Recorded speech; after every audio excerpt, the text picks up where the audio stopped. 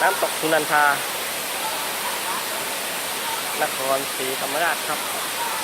อำเภอท่าสารา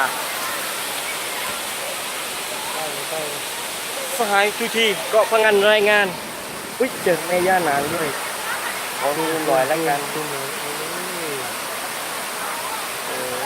ได้อยู่ข้างบนนี้โอ้โหข้างบนนู้นคือหัวมันกำลังเล็งมาที่เราใช่ไหมใช่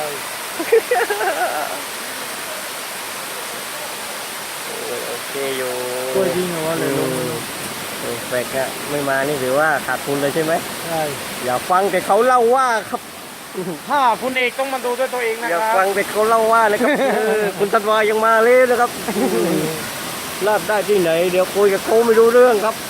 เดี๋ยวว่างๆไปเล่าให้ฟังจบการรายงานข่าวเกมนี้ก่อนครับสายตูกีเกาะพะงันรายงาน